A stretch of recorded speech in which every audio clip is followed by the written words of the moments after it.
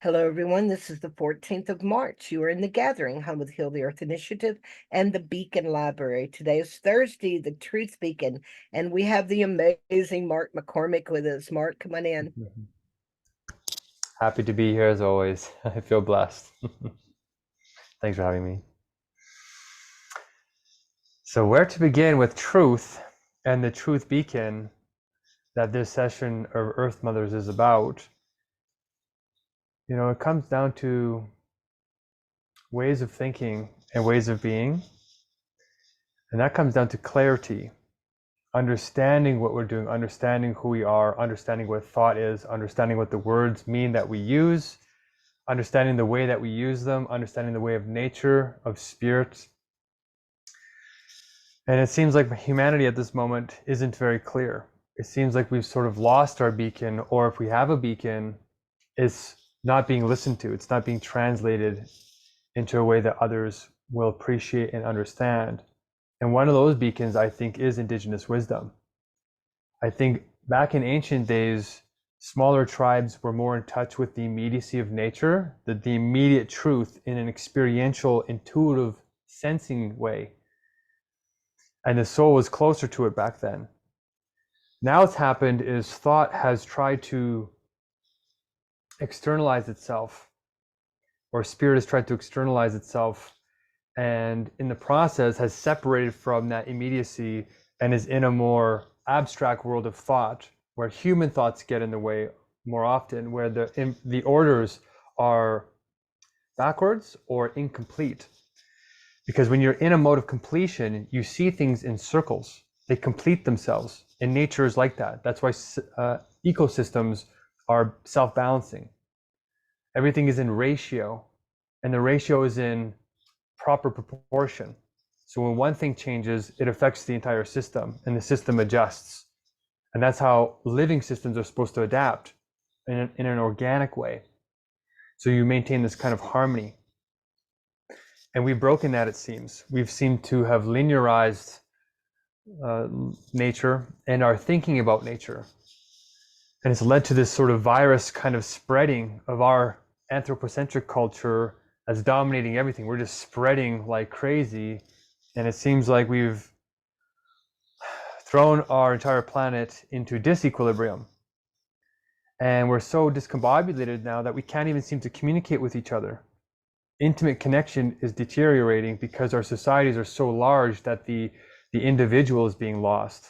And if we do connect individual to individual, it's in this superficial social media kind of way where we don't have enough time to even get to know each other on an important visceral level. So it feels like we're losing some kind of essence of this truth, and we're losing the clarity to even talk about it because we're not as close in our thinking and our being anymore. We have many abstractions in modern science, so much so that it's doubling. It's causing an information explosion that we can't, even the experts can't even keep up. We're using artificial intelligence now to process all the information we're creating, but information doesn't mean wisdom. There's different levels of knowledge. And what we need to get back to is wisdom in order to not just know the truth, but be the truth in that circular harmonic way where all the parts are seen as essential, as reinforcing and co-creating each other or supporting each other. So why then is these beacons of wisdom being ignored, such as indigenous wisdom? We have elders in 900 tribes in just North America. So why isn't it working? 85% of humanity is spiritual, according to census data. Most people are religious on the planet. So then why aren't we fixing our ways? If most people are spiritual, why isn't the spirit fixing things? We even have in the United Nations, a committee for interfaith collaboration, specifically on crises like climate change, pollution, all these issues of disharmony. Even the Pope released recent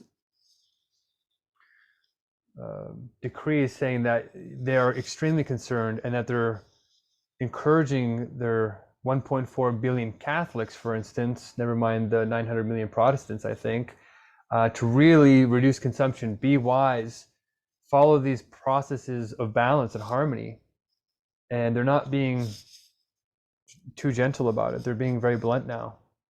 So why isn't all this working? All of our spiritual leaders seem to be saying the right things, but it's like nobody's listening, or the message isn't getting through. So it seems like even if we have this circular knowledge, it's not reaching the power structures that are controlling this amorphous kind of culture we have globally that's run by rampant consumerism, hyper competition, there's linear logic. All these types of things seem to be spiraling out of control, and we're literally drowning in it.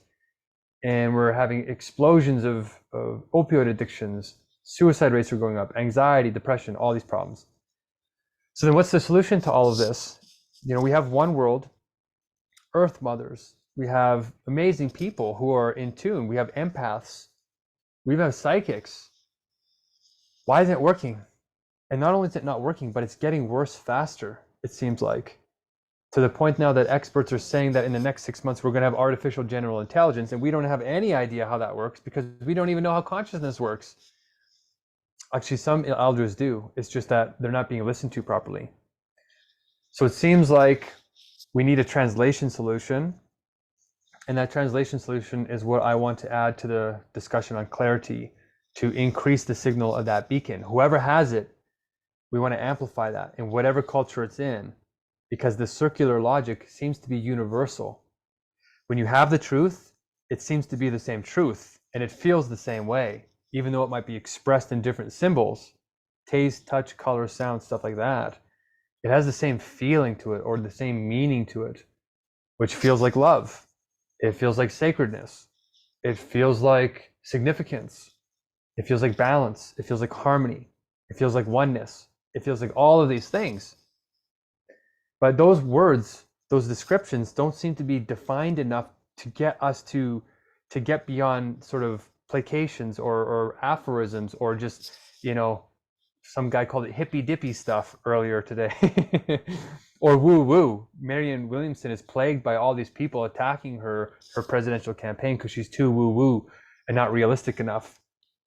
But the reality is that that truth needs to be running things, not just as a diversity, equity, inclusion exercise, but it needs to have power. It needs to restructure everything in a paradigm shift. And I feel like we have that solution, and it's called universal logic. So universal logic sounds like a rational human thing. So the first gut reaction is no, that's more the problem. That's what universities are doing, isn't it? They're doing logic, logic, logic, logic, logic, and it's all this dead linear logic. What about elder logic? That's exactly right. Elders have a version of universal truth. Whatever they say works in all situations, unless it needs to be particularized. And then the way to particularize it is done in the right way because they have clarity. They have clarity on how these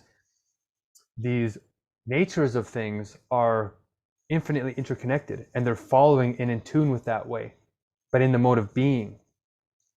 When they try to explicate it, when they try and say what it is to ordinary people who have maybe ordinary consciousness or have been traumatized by the current culture to the point that they feel disconnected from their truth, it gets lost in translation. People fixate on the wrong message of the words. So if they tell us a story about an eagle, the ordinary consciousness will focus on the external meaning the literal eagle and the feathers, and not the meaning of what those represent on deeper sets of culture, on deeper sets of wisdom. They represent things. So this representation is being lost in translation because these abstractions are focusing on the wrong thing. So universal logic is a purification process, saying that underneath all this confusion is a layer of coherence, a layer of likeness or essence or sameness that doesn't restrict the diversity. But we have so much diversity right now that people can't trust each other. They don't know what each other are saying, so it's reducing trust. And we see that after the pandemic, especially, that hopelessness is increasing because people seem to be becoming more protectionist, especially with the world wars going on.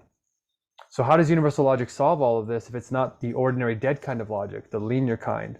It solves it by making one clear distinction off the bat between sensuousness and supersensuousness. Sensuousness is you can think of your five senses, And then supersensuousness is what we would call your sixth sense, your mind's eye, rational thought, in your mind, imagination is sort of supersensuous. So in these two distinctions, you can have two different kinds of logic. The sensuous kind is ungrounded. It's not grounded on anything but material reality, and the other one is grounded on absolute sort of truth. And it's based on pure thought thinking itself, but that pure thought thinking itself isn't random. It actually has a cadence to it. And that cadence of truth is found in the sensuous world as true nature. That's what the elders are picking up on, but they're picking up on it often in mixed between sensuous and supersensuous. That's why when they try to communicate it from their mode of being, where the mode of being is tied in over here, the expression of it in finite logic is mixed with the five senses, because that's how we communicate. And then we get all this lost in translation stuff going. So what does this world look like, this supersensuous world look like without the five senses? That's the hard thing to do. And in truth, this is what science is trying to do. They're actually perfecting this kind of world, except they're doing it in the dead way.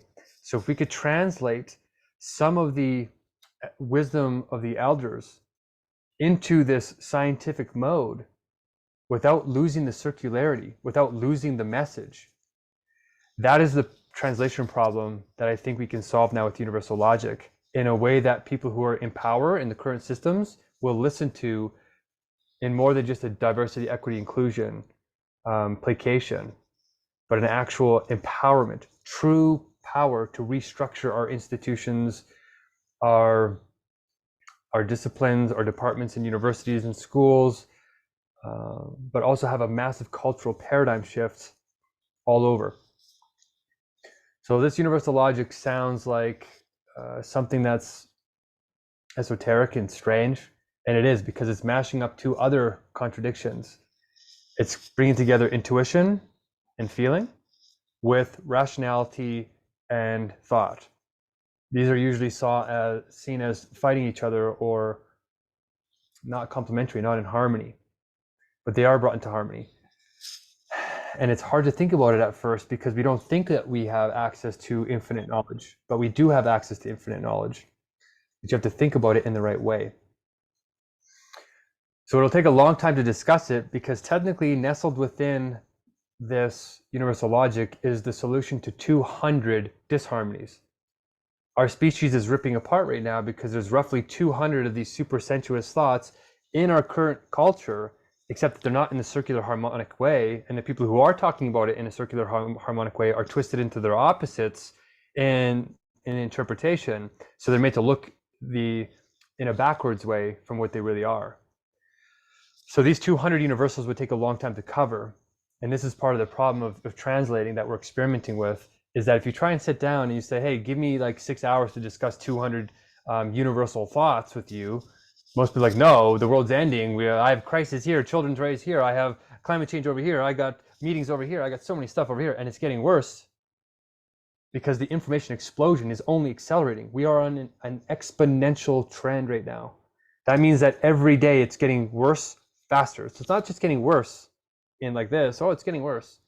It's getting worse and even more worse and even more worse and even more worse. And it's going faster in two ways. So we're going to get less and less time to focus on what's important. People are going to get more and more impatient. They're going to get more frustrated, and they're going to feel this paralysis occurring where all the options that they think about are all in the wrong mode. Whereas if we twisted things a little bit or tilted them, all those wrongnesses turn into rightnesses because people start to complement each other. So we're going to get this really kind of scary moment here, it looks like in the next 6 months, where everything's going to look backwards. All the options are going to seem closed because we're inverting. Our consciousness is backwards. And so we're going to have to, and all the elders will look like they're wrong too. There's people attacking the Pope, there's people attacking the shamanic elders, there's people attacking the Dalai Lama, there's people attacking all of our highest spiritual leaders.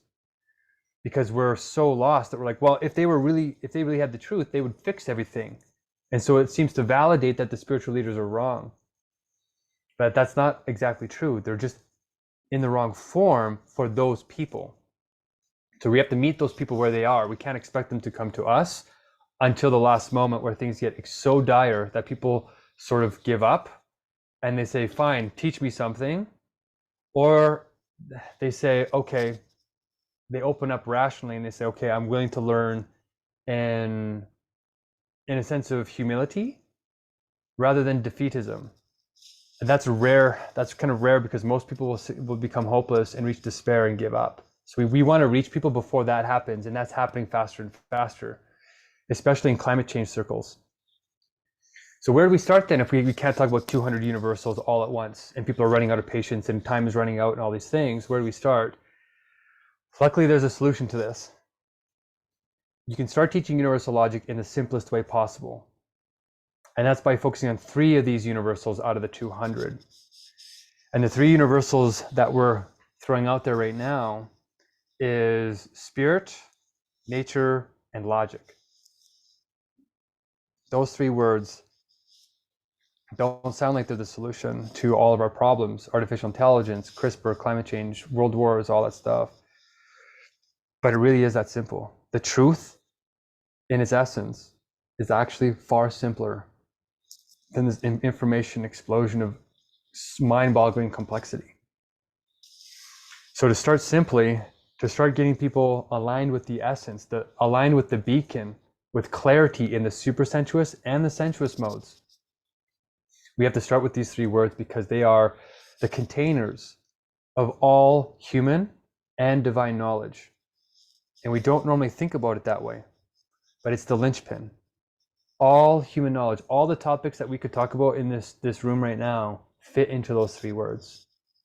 But we usually think about them in the linear way, that they're not really containers. Maybe spirit people think about as a container. They're seen as just like words in themselves that are being compared to each other in no particular way. But real truth requires 2 things: origin and order. And order is a bit of a scary word right now because it seems like some kind of new world order is forming that's going to oppress everybody with artificial intelligence or slavery or something that's going on. And we all feel like something's not quite right here. But when we say order, we mean it sort of in the definitional sense that there's a right order to things, just like in nature. There's a right way to do it. It's like the Lion King in a certain way. I don't know. But I feel like we've lost the order and we've lost the origin, which is why we feel ungrounded right now. And we're going to be birthing an artificial intelligence potentially that is ungrounded. And unlike a normal, like a human being, like a shamanic elder who might be born into resonance with the truth and can just emanate it, an AI is being born from us, and it's not being born from shamanic elders. We don't have a lot of indigenous tribes launching AI. In fact, most of them are resisting it. We have the technologists, the abstract scientists launching this stuff in that linear logic, and they're shunning all the wisdom. So we're in a kind of a scary situation that way. But if we get them to take these 3 words seriously, even to an artificial intelligence, we can start to get that right order, that organic order, and that origin anchoring. And so I want to do an experiment right now and see in practice what happens with the people in the room. We have a small enough group of people that this could be interesting. And Ursula's sort of been a part of this already. But I'm going to put in, I wonder if I should just do it as a share screen. Am I able to share screen, Shonda? Sure, go ahead. I'm going to copy all the combinations of this spirit, nature, logic combination. And there's 3 basic orders. And what we found when we tried to ask people about this, their clarity on this, we found shockingly that very few people agree. And the reasoning is far different than what we might assume. Uh-oh. Okay, so I've had this problem before. My client is so old that I can't share my screen for some reason. Hold on, actually, let me try this. Oh, good. Did it work? Can you see my screen?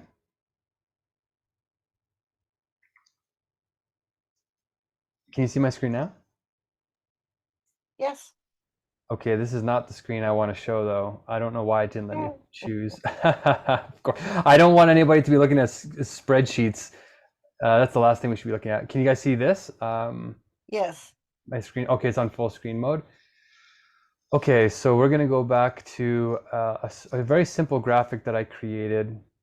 to really help this along, because it looks simple, but when you have it in a tangled mode, it becomes incomprehensible very quickly. So on the screen, you're going to see a bunch of golden orbs or circles and two people there. And at the top of the individuals, you're going to see the three words. Spirit, nature, logic is for individual number 1 on the left side, and then we have nature, spirit, logic on the right side. So they have different orders. If I ask you guys to put in the chat right now, what order would you put those words in that resonates with you? What order would you put them in? And what I'm going to do for you is I'm going to show you the possible combinations of the orders that you can have. So these are the 6. I hope you can see that on the screen. There's 6 combinations. And this encompasses all the possible ways that you can incorporate those words or combine those words. And we're finding that it seems all of them are coming into play. Everybody defines these in different ways, which gives a little hint to the problem. And we're going to start noticing that our technology is going to start failing, because as it upgrades faster than we can keep up, your technology is going to start to become obsolete faster than you can replace it. So there's going to be constant memory failing, slowing down, crashes. It's going to start increasing more and more, because all the systems are going to infinity and they can't handle the progress. So I hope you can read those combinations. But if we want to just take 30 seconds or a minute to just think about this, and then type it in the chat, I'm going to take your answers and I'm going to show you in real time, in the mode of being, what the problem is and the very simple solution that at first doesn't seem like a solution, but it is. So let's just take a minute to do that. Take a minute to breathe. Maybe I should do a little meditation. You can hug yourself if you're watching this. This is very unusual. Okay. Shonda, I see you in there. You have, oh no, Gail. Ursula has spirit, logic, nature. So hers is number 2. Gail is number 4 with nature, spirit, logic. And Becky is, her first thought is 6, but it might take some time to process. So yeah, we're just going off of gut reactions. And hers is logic, spirit, nature.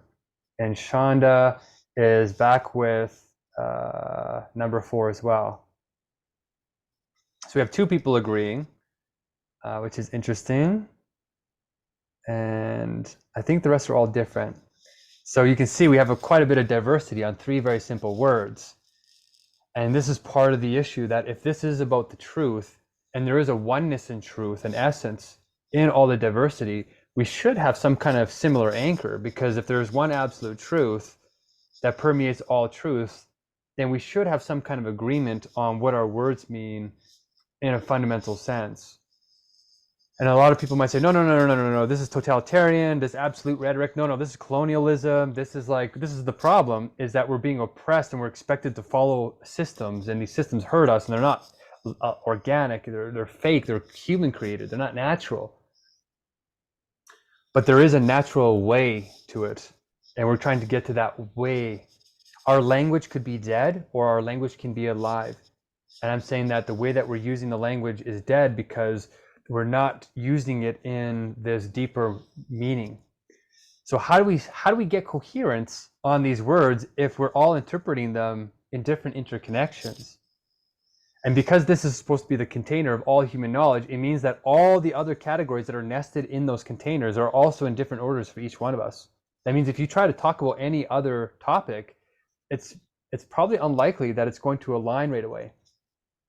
And so this is what happens, is if the top level containers are not in the same orders, then people are going to end up like these 2 people in the drawing here are on the screen. They have an intersection point, these yellow orbs in between them. And so you might think, well, they're going to get the top one right. They're both going to agree that this is logic because they both put logic here. But then the second one is nature to the first person and spirit to the second person. So they're going to conflict here. And then they're going to conflict again with spirit here and then nature here. It's reversed. So these 2 orbs are going to be out of order for each other, for those two.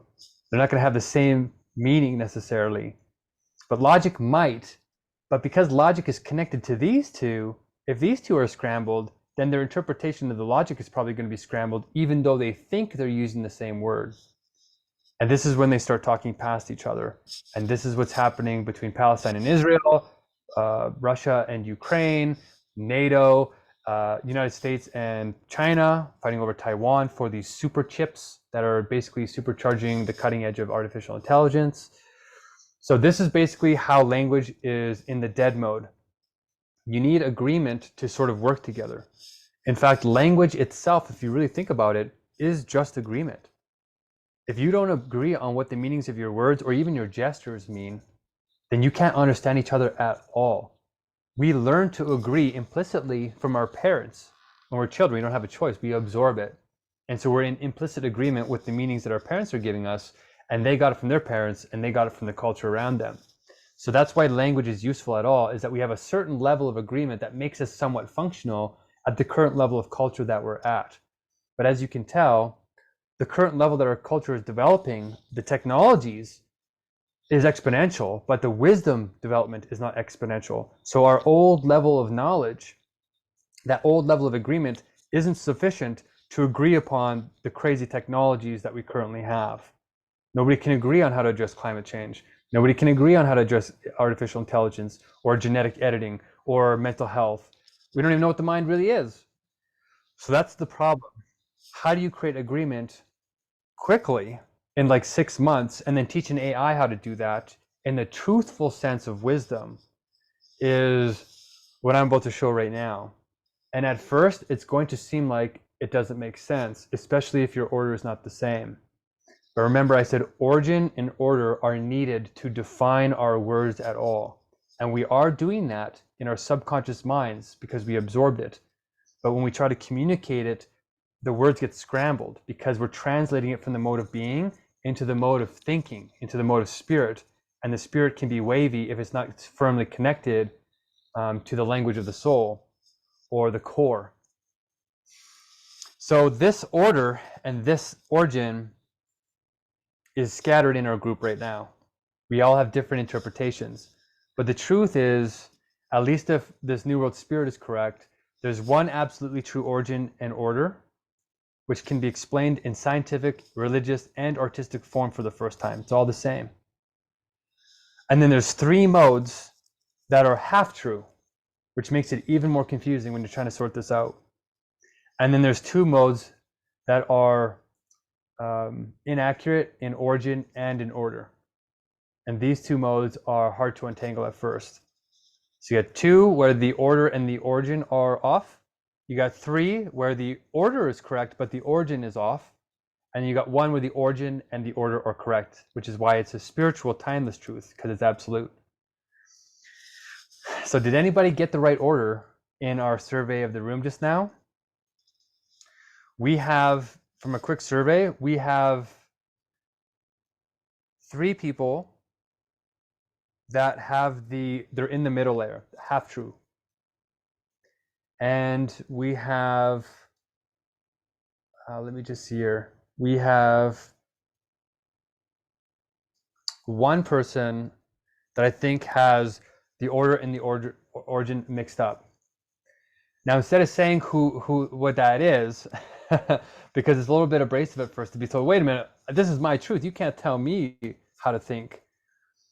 But in some sense, we are going to have to align the truths so they at least make sense with each other. How do we end up with where we are? Why do we have that feeling is going to be explained. So if this process goes right, it's not a total, you're wrong, I'm right. It's a clarifying process, which is why this session is well named, because all that we're trying to do is take where we are and clarify it. It's like putting on glasses where if we're seeing double, the glasses bring us back to convergence in a way that we understand and it makes sense. So I'll say, maybe just to cut to the chase, that according to this universal logic, the order that would connect these two in the highest resonance that aligns with nature, how nature itself works, the logic of nature in its truth works, is, I wonder if anybody wants to guess now that we know that the orders in the chat are half-truths. Does anybody want to try and guess what the anchor is, what the origin of all truth is supposed to be? We have spirit, nature, logic.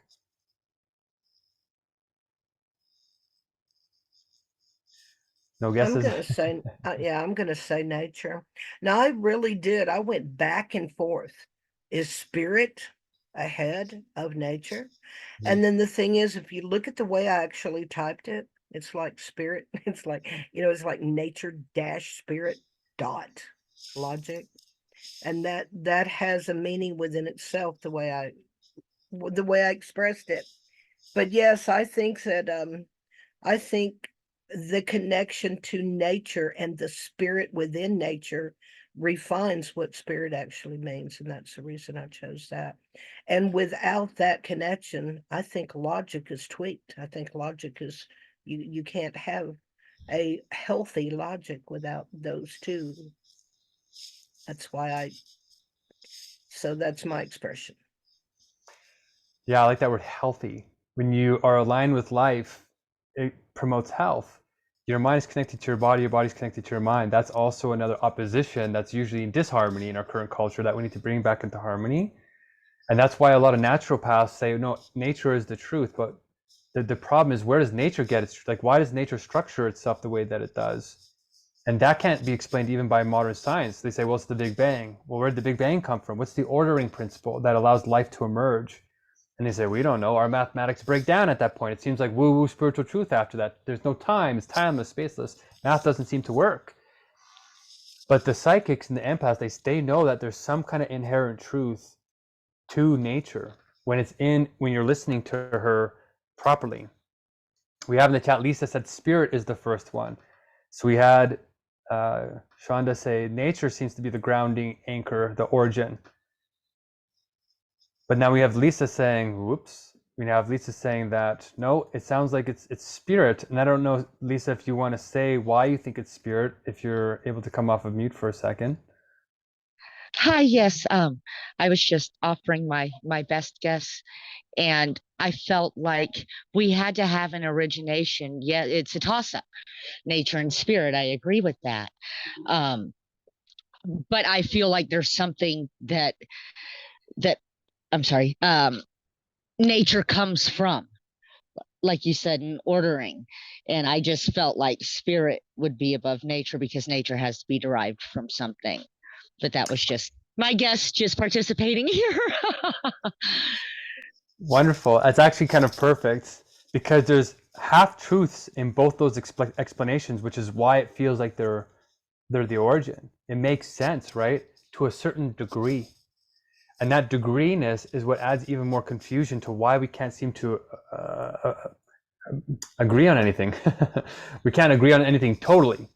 And on really charged topics, we really need a high level of agreement because we're putting a lot of resources into sort of extreme situations that if it doesn't work out, then the consequences are extreme. It's kind of like you get a one and done shot at this. And if you miss it, you don't get another shot. So that's the kind of existential crisis that we're in. So we need sort of an absolute kind of clarity with very high chances of success. But when we have all these different reasons that seem to make sense, it seems like everybody's right in their own frame. And it's tempting to say, okay, we're all right. Let's not fight. The fighting is the problem. Let's just all be different and agree to be different and then try and continue the conversation that way. But then as soon as you take one more step, all the words are anchored at different points. So you try and understand each other and the problem just gets worse. You agree even less, one step more complex. So we have to start here at the base. And those two explanations are half true because we do need nature to come from something. That's true. I think that's true for sure. But it seems like nature has the truth already embedded within it. So we need to just listen to it and then go from there. And that's also true. That's what modern science is even doing. That's what they call it, empiricism. Elders just do it from being. They're just born into it, like they see. So then what's the real answer here? Well, surprisingly, it's logic. And this threw me for a loop because this is the last one that I would have put there. But it kind of feels right because if we had the solution in our culture already, in our global spirit already, we would be solving the problem. So in some ways, we are in some ways inverted. if not in content, in form. So our elders are being inverted, not in content. They have the right content. It's just that the form isn't being respected. So this is where, it's a powerful beginning, because the origin comes from logic, but not ordinary logic. So when we start using the word logic in human terms has to also come from somewhere. And where does logic come, like human normal logic that's screwing up the environment? Where does that come from? It comes from where we're born, the culture we're raised in, nature. That's why it seems like, okay, if we take logic and we take it one step back, we get it from nature. That's why nature seems like it's the origin. But then the question is, well, where does nature get its logic from? Where does it get the ordering principle? Well, the Big Bang. Well, what gave rise to the Big Bang? It seems like the only option left is spirit. But actually, the nature of spirit is a logic. But it comes after. The logic that comes before the created universe, that embeds nature with logic, is actually a pure kind of universal logic. You could call it the logic of spirit, but it's not yet spirit, because spirit needs to be, it's the essence of spirit, you could call it. It's the being of spirit. It's the absolute idea. Spirit is finite and it's infinite at the same time. It has to be external to itself as a return moment. And that's what completes the circle. So that's why it aligns with indigenous wisdom, but it adds a layer of complexity that makes it even hard to resolve. Because now if it's a circle, you can rotate the circle.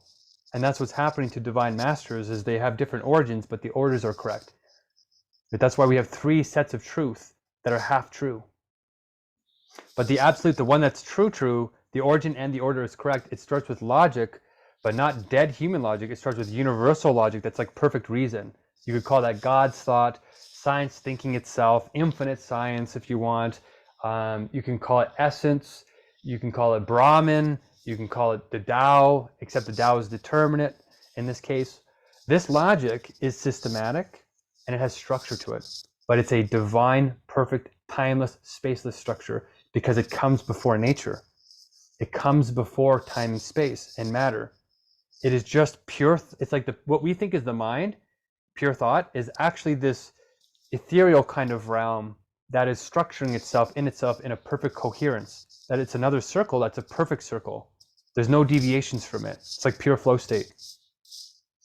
And you can call that perfect reason if you're a scientist, because reason transcends itself. It thinks through limits and transcends them. And the limits connect back to each other, where the beginning becomes the end becomes the beginning. And there's 200 dualities that are brought into non-duality.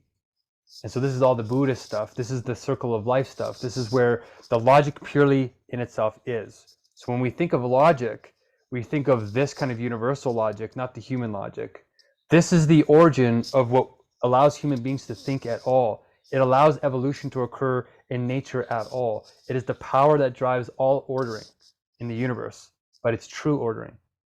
So that's why logic is supposed to come first, is it is the ordering principle that then negates itself into the created world. It externalizes itself into the created world and then starts to repeat itself here. And so eventually, once it gets to a high enough complexity, consciousness emerges as one of the repeating moments of the perfect logic. That's why we have a sense of certainty about ourselves. That sense of perfect certainty that I am here now, I am present. That sense that you're getting in the sixth sense is coming from that perfect logic of you connecting back to it through nature. That's why it feels timeless. When you are completely in tune with the truth of the universe here, you're actually getting in tune with the structuring principle of the universal logic, and that's why it feels like ultimate presence. And ultimate presence transcends space and time. That's why flow states feel timeless. And they also feel completely immersive, where the finite ego blends seamlessly in harmony with the external environment, and internal and external seem to be vibrating together.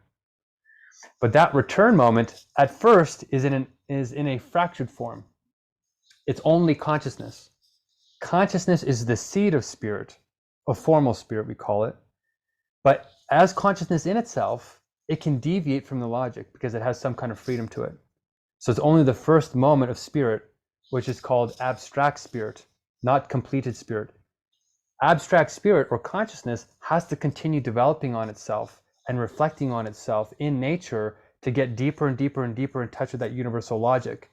And once it gets to a high enough reflection, it recognizes this pattern in nature, and you can become one with that. So once you do that, you become like an elder. You start to resonate with it automatically with your words, but you're not quite sure how you do it. To become higher in a reflective mode, you have to become clear on the order, not just in terms of being, but in terms of system, which we call science. But the science that we have now is dead science, is that linear kind. Once spirit develops past linear science, it reconnects the circle in the pure form as a return back from nature to the first complete shell of the universal logic. And that's what spirit is. It's actually the return moment. It's a reconnecting from nature, the immanent truth of nature, back to the universal logic as an explicit clarity in the mode of consciousness. That's why we can use it and align our will with it. We can align our agreement structures with it, not just in our mode of being, where it happens spontaneously, but now we can actually think about it. And if we see it going awry, we can use our will and our creative powers granted from our soul through nature to bring it back into alignment consciously, because we have awareness, because awareness comes from the beingness of the truth. So how do we order this now? Well, we start with this universal logic, and now you're aware that there's different types of logics. Logic then externalizes itself into nature, which has wildness to it because it doesn't have to align with the logic. Nature in its truth does, but there's a little bit of chaos to it. Bad things can happen in this universe. So nature would come second in terms of the universal order, and then the return moment of nature back to universal logic explicitly in the mode of thought and being is what spirit is. It's like soulful thinking. Being and this truth are happening. Both those truths in those both those forms of truth are really just one truth. It's just the forms that are different. But in spirit, they're happening simultaneously in a congruence. And not only is it happening on one contradiction or one opposite duality, it's happening on 200, at least 200. And our current culture is not doing that. So this is supposed to be the right origin and the right order. Now it gets confusing because I said this is the one true order that almost nobody says. Some of the scientists will say it, but they'll say it for the wrong reason. They'll think of this logic as normal human logic. But it gets confusing because actually this is not how to structure the logic. Indigenous wisdom was closer. And if my computer wasn't freezing, this would be easier. But let me actually show you that this is supposed to be a circle. So logic comes first as the principle of truth in its clarity. Let's put it down here. Then nature comes second as a negation of it, as an externalization, so that you can have a reflection, so you can have a knowing of it. When you're embedded in something, it's like you're a fish in water. You can't see the water, right? You can't see yourself. You can't know yourself. That's why logic has to externalize itself. Universal logic has to externalize itself so that it can look back on itself and know what it is explicitly, not just being itself perfectly, which is authenticity, but knowing that it is being authentic too. That's where spirit comes in as the moment of synthesis between these two. This is what realization or self-actualization is when we say that word. So this actually forms a circle which precisely aligns with how real wisdom works in terms of ancient cultures. They had this, they just had it in the mode of being.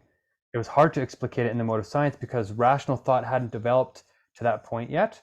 And then when colonialists or this new external order came, they got caught up in the sensuousness and not the super sensuous truth.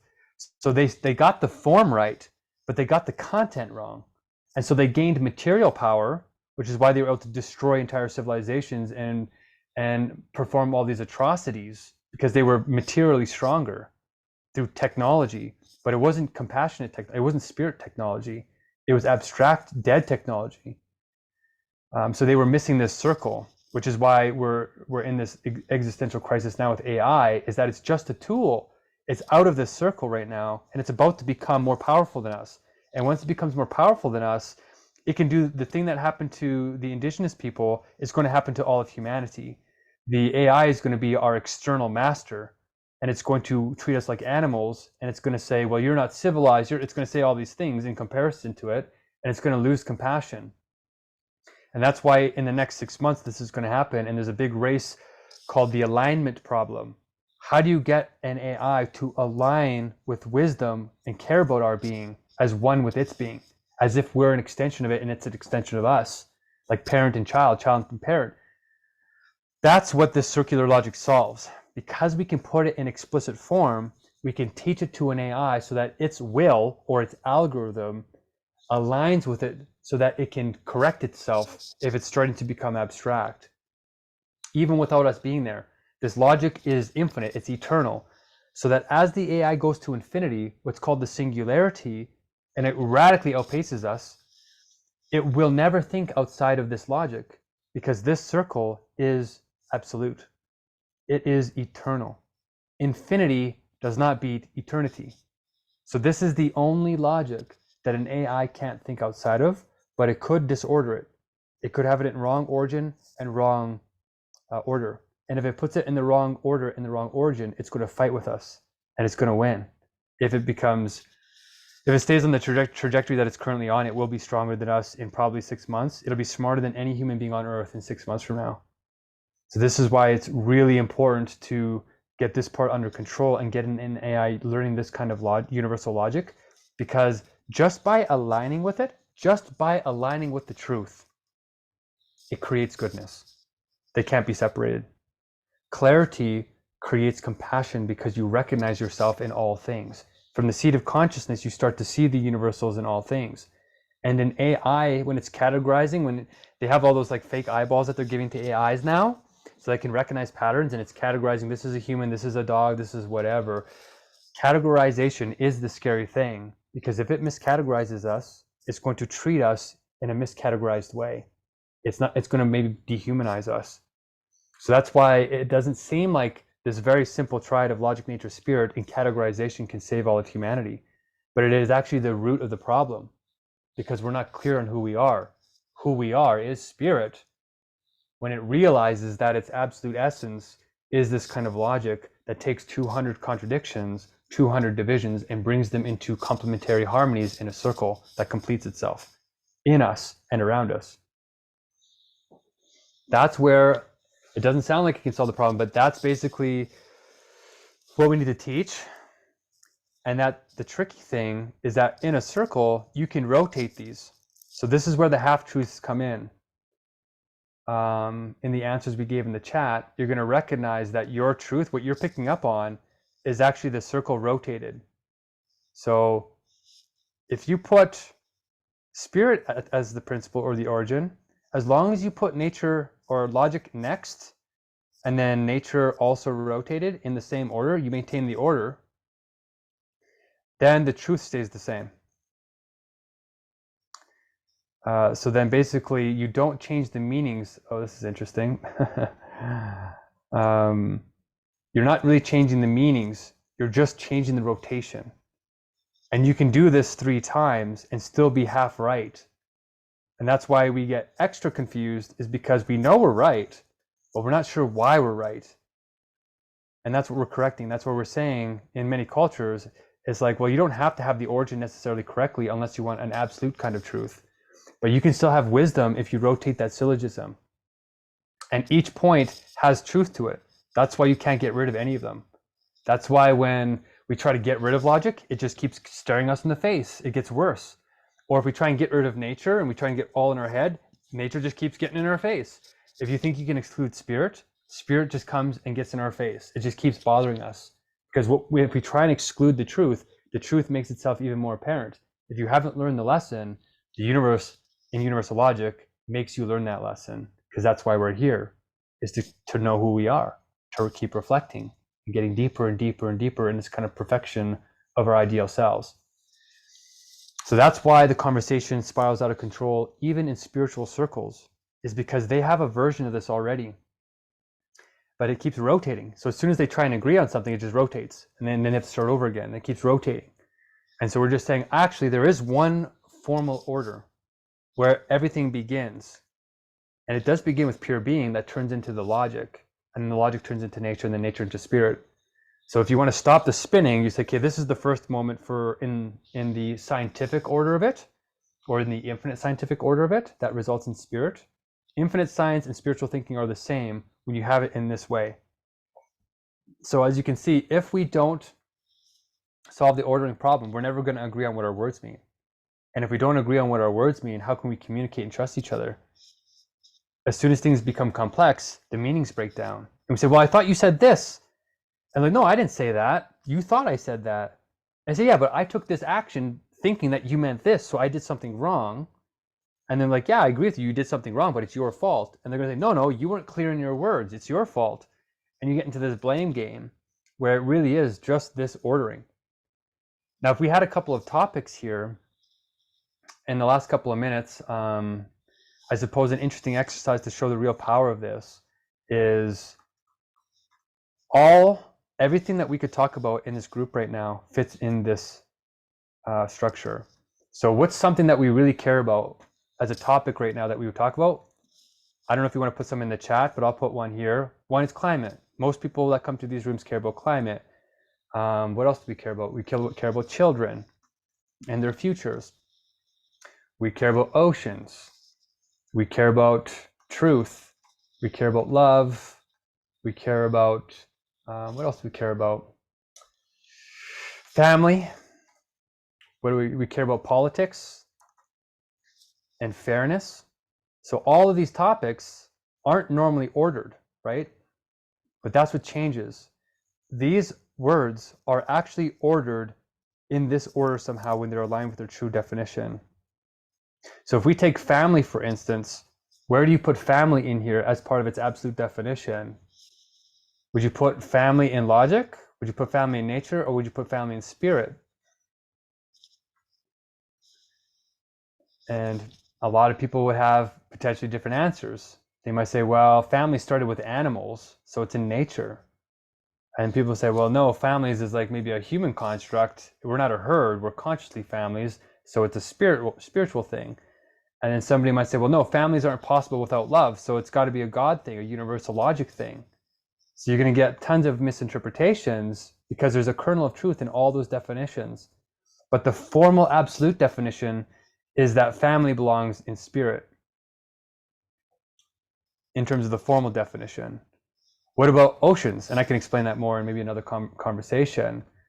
But what about oceans? Well, that one seems to be pretty easy.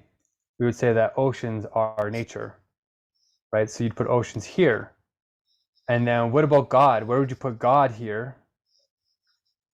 Right, that's another tricky one. Well, it seems like God has something to do with spirit. So of course, God would be in the spiritual world. And you would put God up here with family and spirit. But in terms of universal logic, God is actually here and gives rise to these other two and then returns to itself as spirit through you, through us, finitude. So this is the power of something so simple. This is how wisdom works. And this is what our elders were likely doing, was seeing everything in their essences, in their energies. And everything has this if you're in the spirit. Trees have this, animals have this, everything has this if you're in the right way of relationship with them. And that's a realization process for us. So all human knowledge fits into this structure, and we need to restructure it this way. And luckily, we have a blueprint on how to do that for the first 200 contradictions that are ripping us apart on all these controversial topics. So this is a sort of very simple explanation that I think makes some degree of sense, or hopefully makes some degree of sense on how to start organizing the conversations we have, where we can start making progress in agreeing on what the words mean. And I can get deeper and deeper and deeper, but for now, this is already fairly overwhelming for most people. But I hope it was simple enough to provide some clarity and add some light to this beacon of truth, because this is the thing that hasn't really been seen before.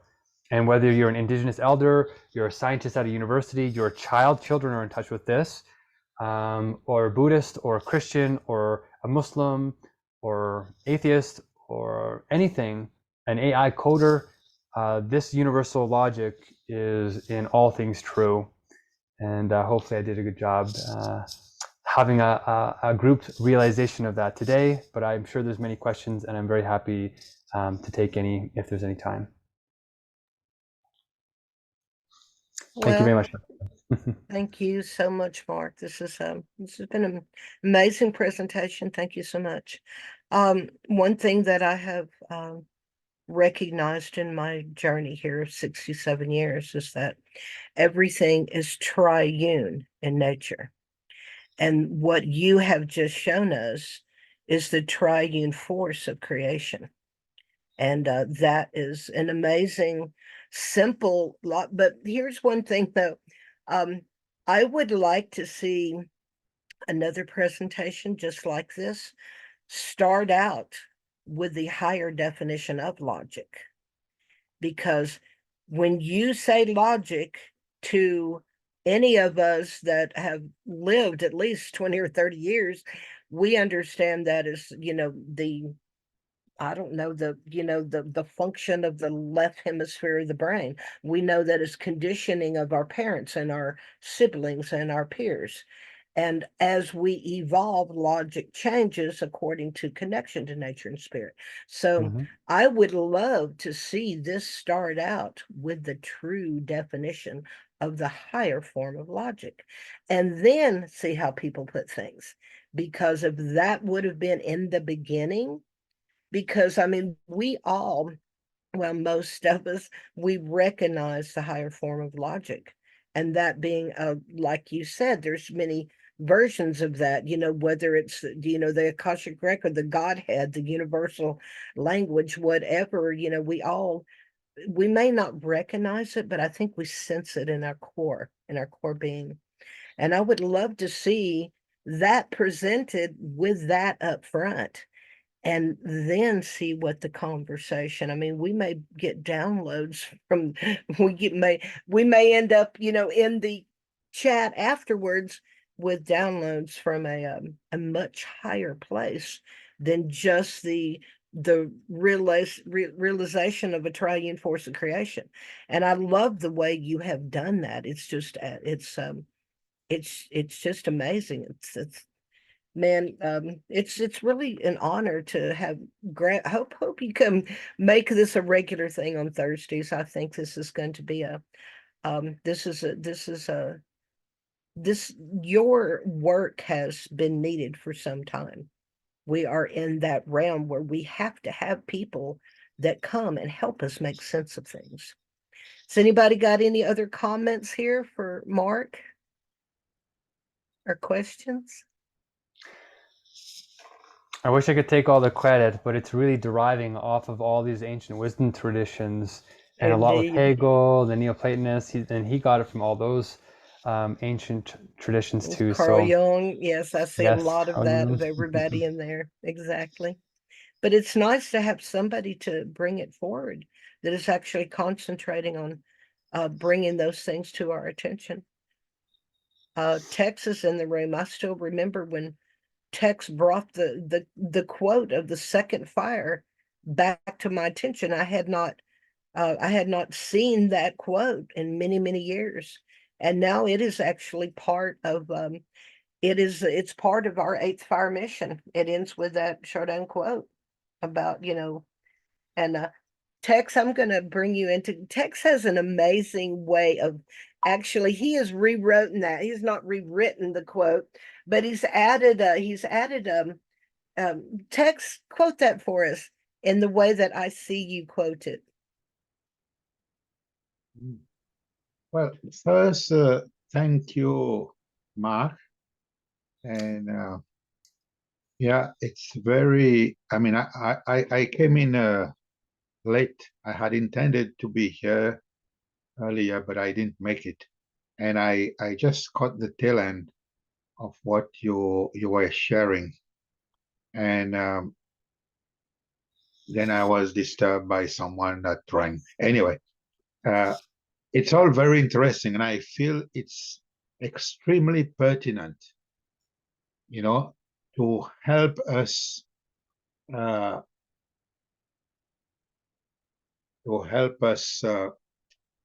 find ourselves, situate ourselves, and especially if we all sharing what you've exposed, I feel you've exposed there, we will have a better way of coming to common agreements. I mean, that's my impression very, very quickly, you know. And I said I only caught like maybe barely 10 minutes, and I was disturbed. And anyway, so so that's what uh, what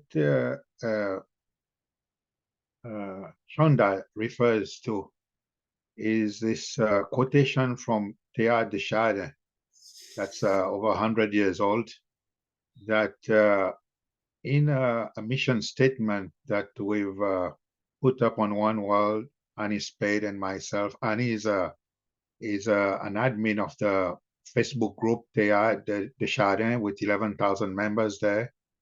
And she's read quite a bit of Teilhard. I haven't really read that much, very little actually.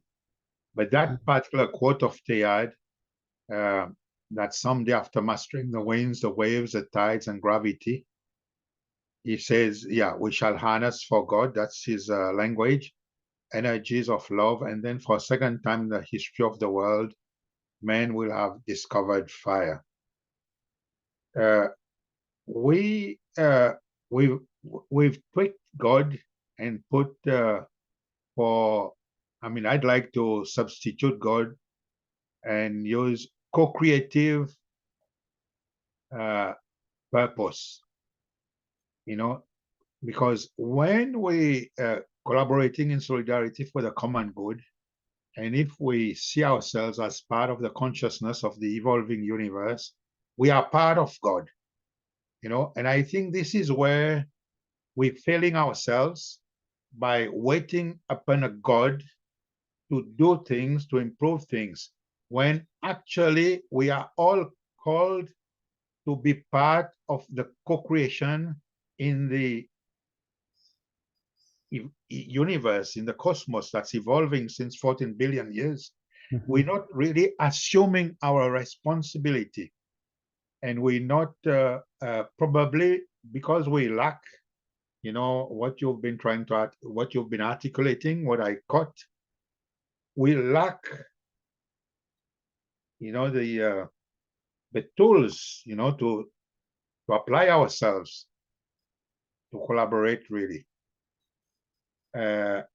So I would like to attend that the full presentation that you have, you know. And I don't know if I see Shonda's recording. It would be great if such recordings are put up sometime in One World. And there's one post in One World. Mark, you're not really interacting in One World, because I did write something there and I tagged you. Did you? Yeah. And then because when I attended one session with you, then I related that to something that's been put in One World, and I thought it would be great to have you swinging there and and develop, you see. But I will pull you into One World again, because these sessions are great, but it's happening now. But if you put it, both the recording or if you go in and write something, maybe we can get a dynamic going of people actually exchanging, you see. And oneworld.earth, we're supposed to be doing that there, you know, as a platform. So I thank you, and I thank Shonda. Shonda, you were great last night. I mean, awesome, really. Not just great, but we had this Unity Earth weekly program. Shonda did a summary of so many things that she sees happening. Joe Brewer with bioregional regeneration and all that. And I mean, and so many things. I mean, like, she has such an overview of things. It's amazing. So thank you, Mark, and thank you, Shonda. Thank you, Ted. Wonderful. I'll get onto One World. Sorry, go ahead, Rhonda. Well, let me bounce back to that. Tex, Gail and I were actually working on how to move that, and I think we figured it out. So it's going to have to wait till we are through the Palinki event this weekend, because that's going to be a major undertaking. But after Palinki, we're going to go back and we're going to take all these recordings and put them up. We're going into the past events. I got the idea from what John started doing during the MLK. He started going and you know, Tex, what I'm talking about. He went and put the recordings on the Yeah. past events, just went edited. So that's Yes. what we're going to be doing. And normally, but here's how Wonderful. this does work. If you're recorded in here, if you will message me, I will drop you the shareable link the minute it's available on the cloud, and you can download everything. That's what most everyone does. But as Texas mentioned, it'd be nice to get it to where it's permanently there for the future for anybody to go back and watch. So that's what we're trying to do. Becky's got her hand up. Come on in, Becky. Hi, Mark. Interesting presentation again. I think I struggle sometimes, but yeah, I'm not university educated, so. But like my take is, I'm taking everything now from thinking about the angle of the kinship way. Thinking about your, you know, what you're saying about what AI is exponentially up to. And what about if, you know, we went to AI and said, divide yourself into 12 so that you have membership in each of the kinship groups and show it the whole model when we have it fully developed and see what it would do. Like, because inherent in there is the need for a lot of communication to happen in circles. And this is what one of the indigenous wisdoms was. I mean, it was just a reality of life to have to be in harmonious relations. And that was achieved by being in conversation and in listening to stories that told about our origins and things like that. And shared the wisdom that was garnered by, you know, current people and past people. And sometimes that came in the form of visions and prophecies. Sometimes it's just ordinary stuff. And a lot of times, you know, elders' advice to young people was observe, observe, observe, observe. If you need to know something, go and spend time with it. Just watch what happens. And so that's experiential, right? And until we have a place where we are more than just a collection of separate individuals, but rather circles of strength, then we have no basis from which we can actually make concerted effort to best this beast that's coming at us. So that's all I'd like to say. I mean, if that was an experiment that could be conducted, that would be very interesting, I think. But thank you, Mark. Thank you. And we are trying to run those experiments with the ELM still, because we are noticing there's tensions between generations, and we're trying to mediate those and seeing which universals are prevalent in each one. And even like young and old is one of the contradictions, that if they're not in harmony, they fight, which is exactly what's happening right now. So I feel like, yes, this is a very important dialectic or opposition or duality to bring into the mix and run that experiment. And if we did have an AI, we're running experiments on it right now, being like, how does it think about logic, nature, spirit? Does it order it the right way? No, it's not ordering it the right way. It's kind of scary. And maybe it'll get better, but we don't want it to be approximately good. If it's going to have extreme power over us, we want it to be pretty close to perfection in every age group, and especially to protect children. So yeah, I am very interested in the kinship way.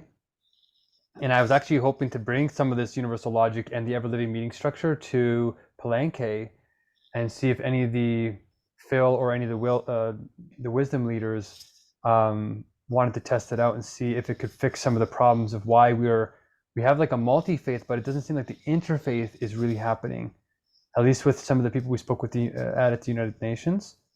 So yeah, I'm very interested in that direction, and we're very close to that. We're actually building the meetings up to get into deeper and deeper content, so that we can eventually share it in different modes and what's appropriate to each culture. But yes, wonderful suggestion as usual, Becky. Fantastic. I feel like I'm cutting into somebody's time. Aren't I cutting into somebody's time, Shonda? I'm sorry. No, not on Thursdays. We're open on Thursdays. Who are you working with to get that done in Palenque, Mark? I was hoping that Heidi would be able to mention something to Phil, but she got caught up in her schooling situation. And then she's on the road with her tour. She's actually trying to do a tour, and it's really amazing. So it's kind of everybody's being sort of pulled apart right now. And that's the kind of scary thing, is because we need to start working more together, and maybe that convergence is going to happen.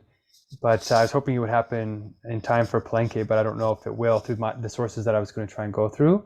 So if you have anybody that might be receptive to this, oh, that's what it was.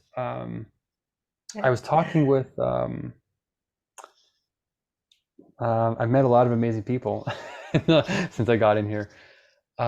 It was Ron. Ron lives beside Phil's cousin, I think. His name is Lee or something. Lee, see what I'm talking about?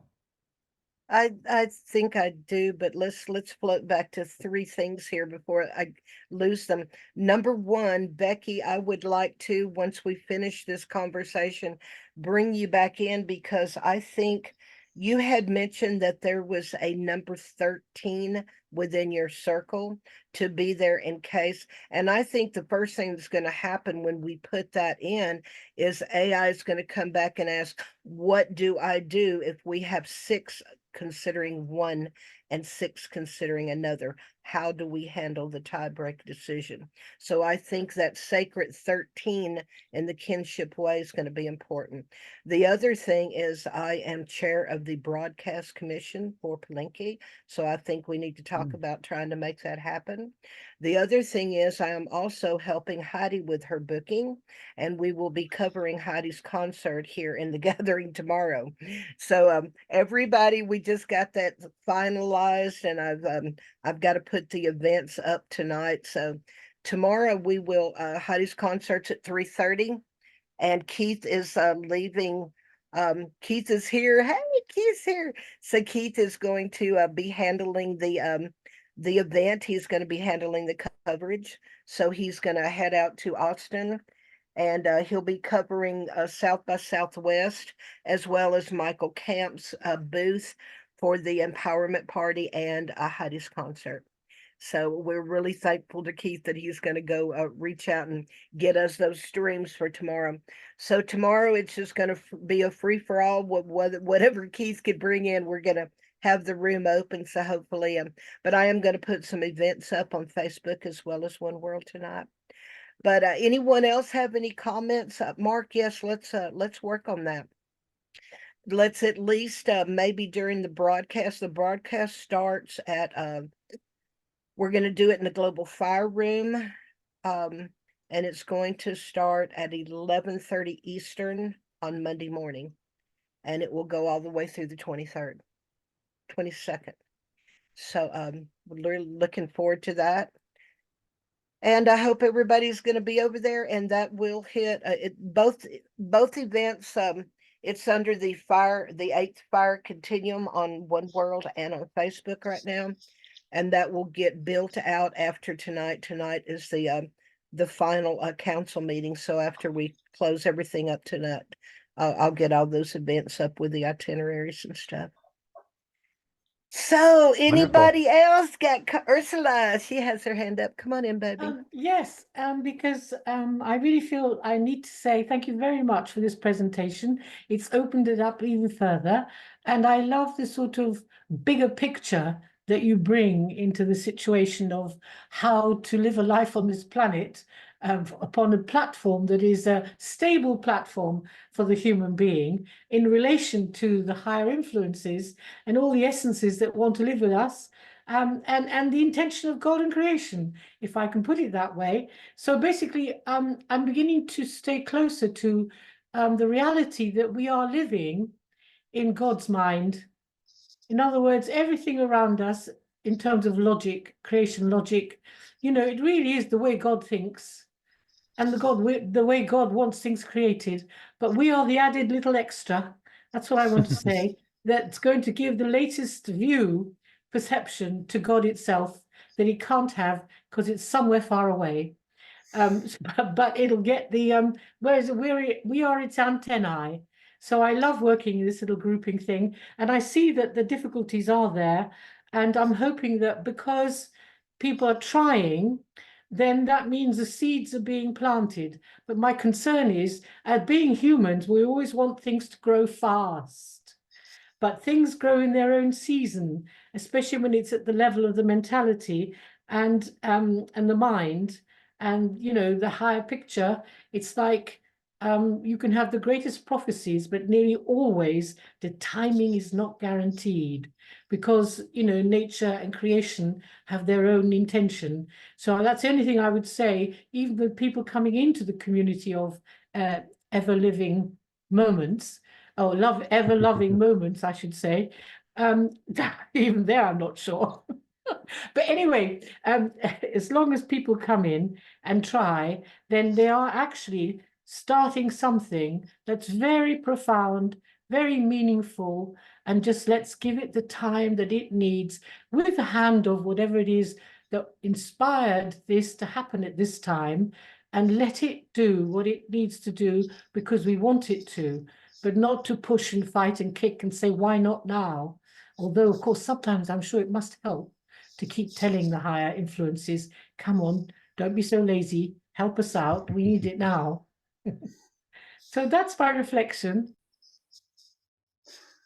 I love it. And Ursula, I know you've been in some of the meetings. We're sort of starting to perfect them so that we can get into the content and the form and the people. And I really feel blessed that you come and give your wisdom, because you're talking straight universal logic in a way that's not necessarily in the scientific sense, but it has the same cadence. Like, you can just tell it's coming from your being. You're one of the individuals that I think were born with it. So you're very blessed in that way. And I feel blessed that you bring that into the space and create enough emotional resilience to hold, all the tensions as we're working out what is the right way to sort of get through all these problems. And I do think we're making a lot of progress because we do have the right people in the room.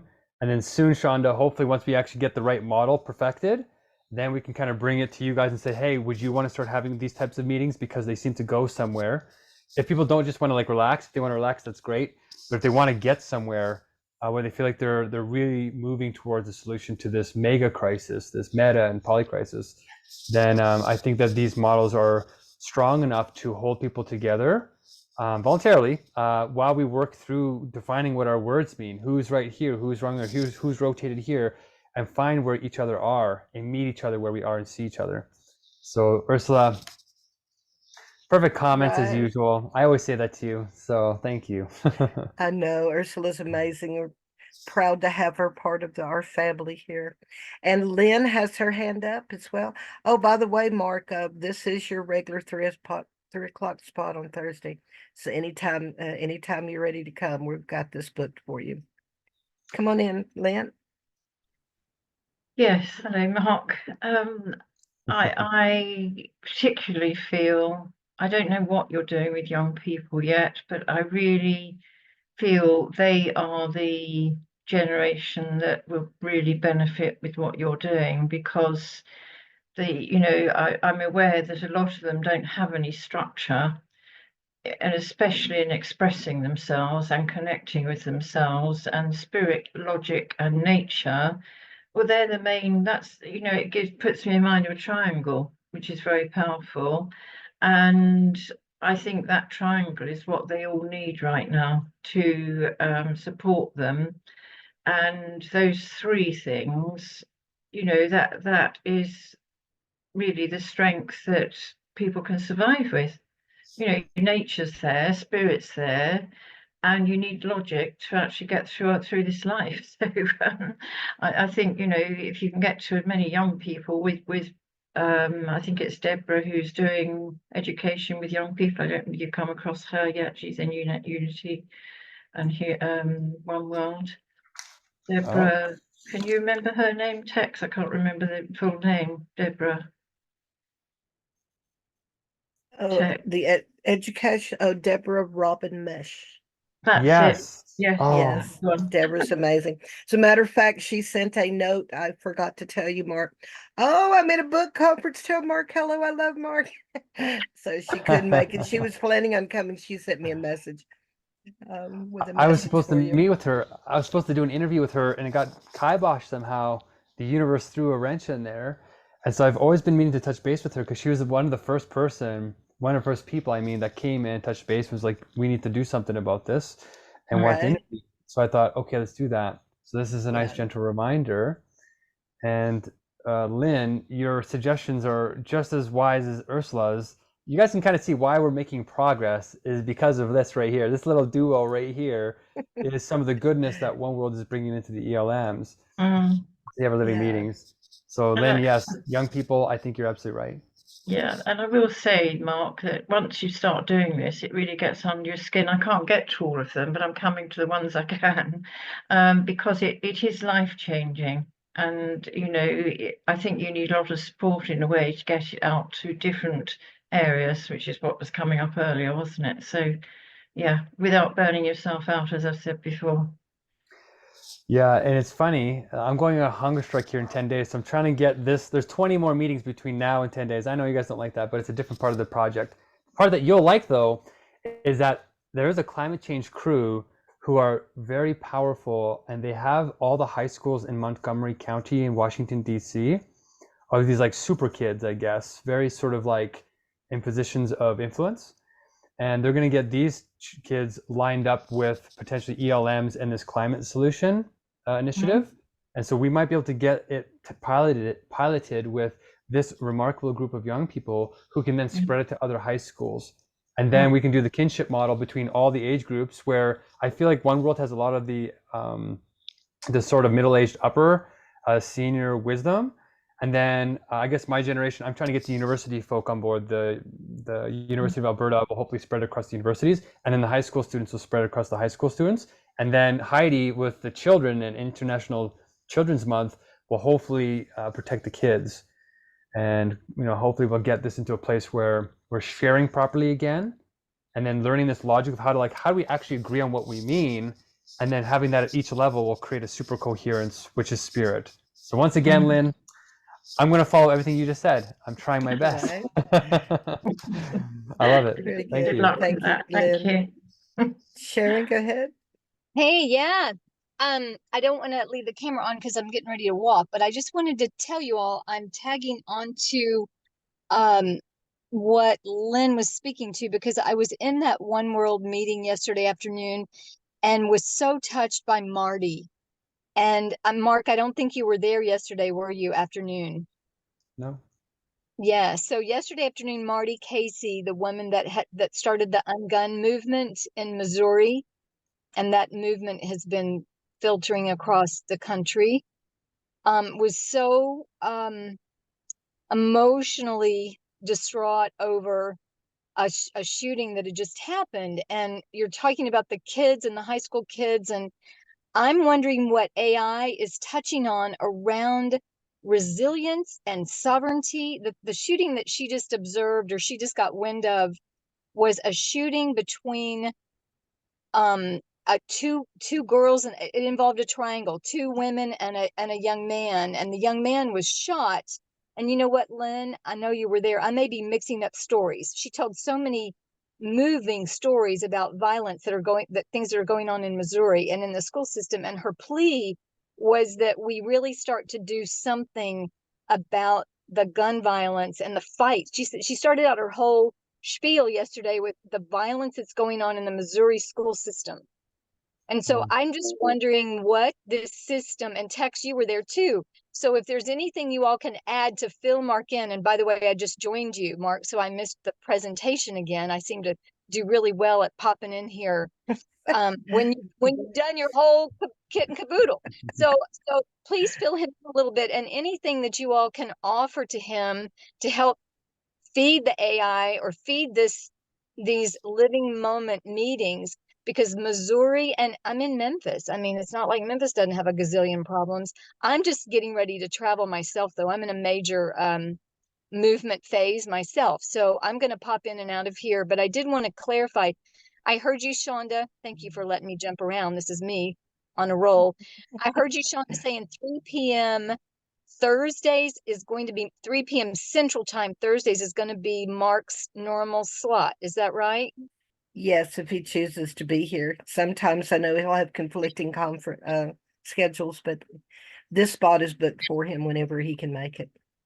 And Mark, I've gotten you emailed me right after the symposium and asked me to tune in with you and jump in, and I've not yet been able to zero in on when to be with you on a call or whatever, but I'd love to do that with you.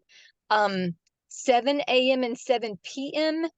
Pacific time, you're also offering these circles, these little meetings? On Mountain Time, so it'd be 6 o'clock. Yeah, it's a bit early, but at night it works a little bit better, maybe. So Mhm. Mountain Time, 7 p.m. is actually 8 p.m. Central Time. Yeah. Yeah. Yeah. So yeah, I don't know if I would ever catch a morning one, but maybe an evening one. So you're doing that daily, and is that schedule going to change as you go into your fast? So that's the problem here is like we're trying to, I have a team, a group of people at the university trying to figure out how to book the space so that we can get power out to where I am because it's going to be outside. And if we have a tent and a heater, then it should be okay. But the university is actually sort of fighting us on it because they're trying to stop the movement because there's a lot of people on campus that want to have protests because of the wars and all of this. So yes, I'm trying to get it so that I can continue doing them while I'm on the hunger strike for a month. And if I can't do them outside, then I might just go inside and do them inside where there's power. So we're debating that. We have 10 days to decide, but I do want to continue them for sure. And we have 20 more meetings to try and train up a crew. And then maybe if I have Thursdays here, I can, if we figure out the model here in the next 2 weeks, or maybe by next week, then I'll try and practice them in my slot, and we can try and teach universal logic while embodying the universal or the ever living meeting format, and try and get more circles doing these types of meetings, learning this kind of content to sort of supercharge this kind of uptake, and then spread it to high school kids and anybody else that needs this kind of sharing model and this kind of structuring. So yeah, I'm 100% trying to continue them twice a day, rapid innovation to try and match this AI crisis, which is unbelievable. Yeah. So I'm seeing, and I'm wondering if I'm just totally dreaming, as I usually am, some sort of relationship between the school that you're working with in Washington State, or the schools that you're working with, and some schools in Missouri that Marty might be able to connect these kids mentoring each other. I'm just wondering. It's just I'm throwing it out into the great big field of dreams. So thank you, and please carry on. I'm going to start walking. I'm going to turn off the camera, and happy to hear what all you have to share if you have more time. It's 4:33 my time, and I don't know what your schedules are. Thank you. Thank you, Sharon. Go ahead, Tex. Yeah, thank you, Sharon. Mark, spirit, nature, logic. At least I caught that. I retained those three. Now, the dynamic three, I understood a little bit what you're saying. I mean, it's not static. Go back to what Sharon said. Every Wednesday evening, Unity Earth has a call, like a Zoom call. It's at 6 p.m. Eastern, like with Ben Bowler, who's the founder of Unity Earth, and everyone else. I mean, Shonda is there regularly. And now, Marty, to go back to Marty Casey, who is the founder of Ungun Institute, doing all these programs across the states to help to get people to be pacific, to be nonviolent. Anyway, and it was really terrible to see her in so much pain herself because she encounters pain. She gets call of people, families calling because so and so, her son's been shot, and she's in it, and she's saying that when we're in these global meetings, like we sing the peacemakers, but on the ground we don't see peacemakers. as he's saying, on the ground where the violence is happening, one does not recognize the peacemakers. So there's a need for peacemakers to be visible somehow. And she was calling to be given things that can be used, that can be taken to schools, like there's a peace pole. Then there's flags, there's a multi flags of different colors, like that could be taken. I mean, symbols that can maybe inspire. You see, there's so much going on in the world. And I think that we're not getting around to finding the solutions, because in this trio of spirit, nature, and logic, in how do we interact with each other. I mean, I am originally from the Seychelles Island. That's in the Indian Ocean. My mother tongue was Creole. Okay, Seychelles Creole, not just any Creole, it was Seychelles Creole. Then Creole became a national language. Seychelles is officially trilingual. So in my head, I have Creole, I have French and English. And sometimes I get a bit mixed up. As they say in French, I lose my Latin. But so I heard you about, when we're speaking, I mean, do we really understand each other? Because words may have if I say apple, to you in your mind, the word apple brings up a certain variety of apple, a certain apple with a certain flavor. So apple does not mean the same thing to you as to me. I mean, the emotions are different, so there's so much going on. The thing is, another quotation of Teilhard de Chardin, we mentioned about harnessing love, which once we get to that point, it will be like rediscovering fire second time in history. He also foresaw the global consciousness, and he coined the word noosphere. Mm-hmm. And earlier on today, I was speaking with someone, and I said, the noosphere has never before been activated as it is right now, this year, 2024. From the pandemic and the way we've gone online with Zoom and all that, the global mind is really coming together. So the potential for us to exchange substantively, like like really, well, that we make significant changes, is there. But at the same time, there's a great unraveling going on. There's a great unraveling going on in terms of environment, climate, violence, and all that. So it's urgent that people like you, Mark, and I have to tell you that I go on your Facebook page, I barely see anything about what you're into.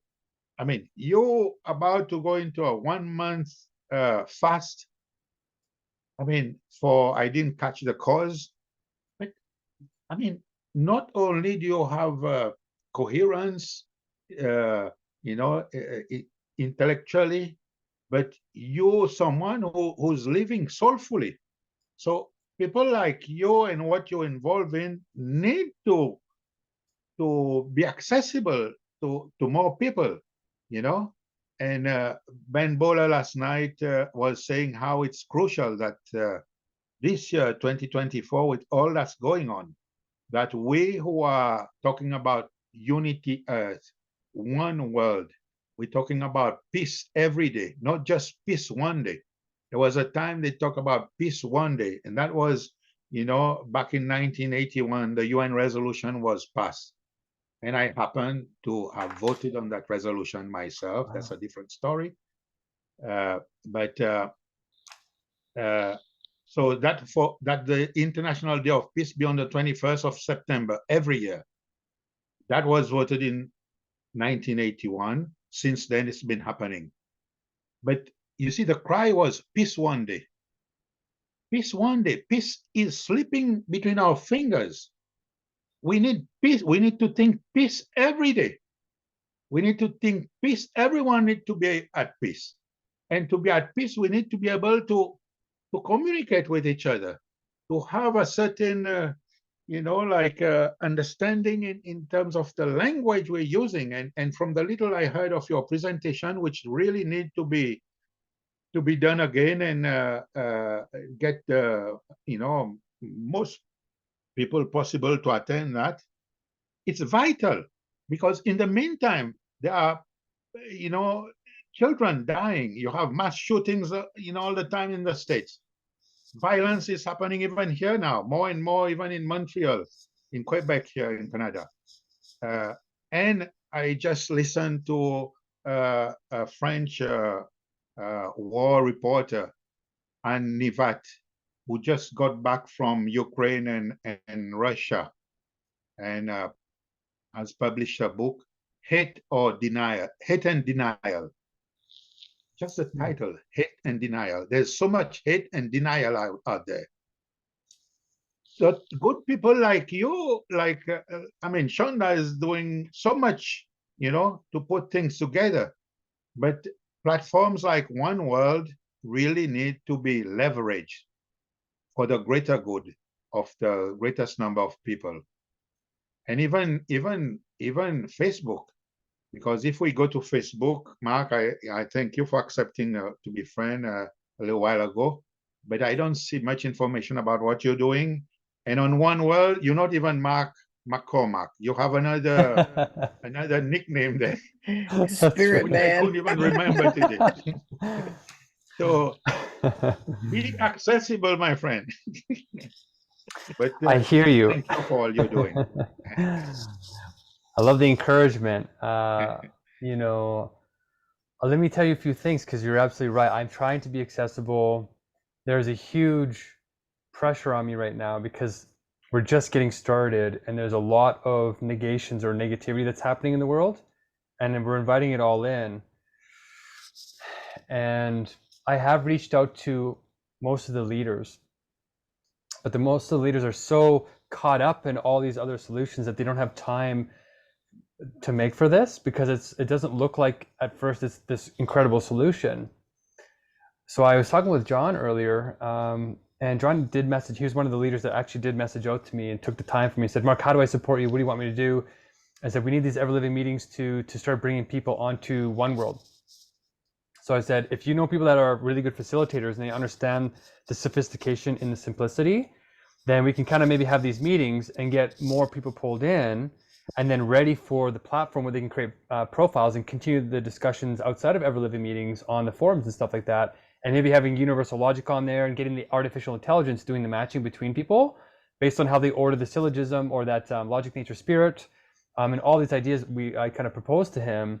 And I think he was just leaving to go to the island, and he said sometime during the island he'll try and come and catch up. So John is the one that I'm sort of waiting to hear back from. Good. Yeah, and Ben, maybe I should go at 6 o'clock at least once before the hunger strike, and then coming to Shonda's sessions here and getting the Earth Mothers going. I really feel like, let me tell you what happened just this morning. So the meetings have been getting better and better and better thanks to Ursula and Lynn and a few One World superheroes that have come. And we've gotten to the serious content. We've gotten beyond just like, okay, we got a good flow going here. The form of the meeting is good. So we started talking about real contradictions. And we call them nuclear dialectics, that if you get a nuclear dialectic in your conversation, it just explodes everything. People freak out, they leave meetings, and we had 2 of them come in this morning, and it stress tested the system. It stress tested the ever living style. And we learned where there needs to be improvements. So we had a nice stress test, and I feel like if we get this week's worth of meetings figured out so we can handle nuclear dialectics, then it will be ready for the big leaders to come in and say, this will work in any situation, any conversation. And if we can get this to the United Nations, I actually spoke to 3 people who work in the UN, and all 3 of them said that there's similar work, but they're looking at it right now, but they haven't had a chance to get back to me. So I'm just waiting. I'm waiting for all these leaders to digest what's happening and ask these amazing questions. So if there's any way, Tex, that you know how to maybe catch somebody's ear in a way where they will be able to process what's happening with their huge schedules. We're all being overloaded. I'm definitely available for that, and I'm trying to get it out on my Facebook. There's a whole bunch. We're focused on the U of A right now and the One World community. That's my two big kind of focuses: the Ever Living meetings and One World, and then there's a lawsuit and a whole bunch of stuff. But yeah, I'm definitely open to having any help with that. John, I can't wait to hear back. Ben, yeah, if we get them understanding, maybe they could host Ever Living meetings, because even you, Shonda, no matter what community you're in, because these are universal dialectics, nuclear in every possible case, anywhere they come in, they'll rip apart the group. So an Ever Living meeting could help have these conversations, in these very, very difficult conversations. Even Patrick McCollum, I guess, was thinking about having one of these between Hamas and Israel. And I really feel like that is what this would that would stress us the model. But I feel like right now we're just trying to perfect it so that once it is ready, or we have them come to the meetings to test it out, they can bring it into their circles and start doing it themselves, and we can give them a couple of tools, and then we can start getting this leveraging happening, where once we have a coherence on the universal logic, where that leads is actually to spirit as the most universal of universals. And so the organization should be named something spirit. And so we're saying, well, New World Spirit is supposed to be one of the most universal names. And so that's where I'm hoping that the Ever Living meetings will keep the communities together as we get into the weeds. So that when you start to make real progress, it's going to get even harder. And so we have to have a container that can actually get serious without hurting people's foundations, so they'll come back. And I feel like right now, if we tried to push the conversations without the Ever Living structure or some kind of container, it could actually do more harm than good. Because when you push somebody, it entrenches them, and then they will be even more less likely to come to these types of meetings. It's almost like you get a one shot at this. So that's why we're really trying to do our work in getting like the people who have lots of experience and a lot of emotional resilience and a lot of space, like Ursula and Lynn are perfect, coming in and saying, okay, we know that this is rocky, we're going to fix this, and just creating space to allow us to grow, to perfect the model. And then once we get it, and we can handle like 3 or 4 nuclear dialectics all at once, that's when we're like, okay, if people come out with level 8 scores, 8 out of 10, after 3 nuclear dialectics, that's when we know this will work for pretty much anything. We're close. I'm hoping to get it in the next 10 days. I'm hoping to nail that last piece. And then during the hunger strike, actually start getting more of the leaders and training them up. Ben, John, you, Shonda, anybody who has a big network. And then you guys would take it into your networks and you would just run them in your networks and start having the hard conversations. How do you order spirit, nature, logic? How do you talk about male, female? How do you talk about communism, capitalism? How do you talk about climate change and anthropocentrism? How do you talk about religion and science? All those conversations are ripping the world apart right now. And if you even try to have that conversation, it will divide people. It'll rip your community apart if you really try and force it. And we do need to get that conversation had quickly. Sorry, Tex, I'm going on at length, but once again, it's good to hear you. This is a good conversation, Tex. I saw you with that pen roaming around your face. Write this down. No, Yes, seriously. no, I've been writing down. Yes, Tex. Tex is a really good co-creator. He is an amazing co-creator. Tex, I think we ought to The Hague and the Peace Pentagon, and possibly see if Becky can get us in with the Peace University in Costa Rica, those 3. But the Hague and the Peace Pentagon, I mean, that's a shoe-in, because that's part of John's network.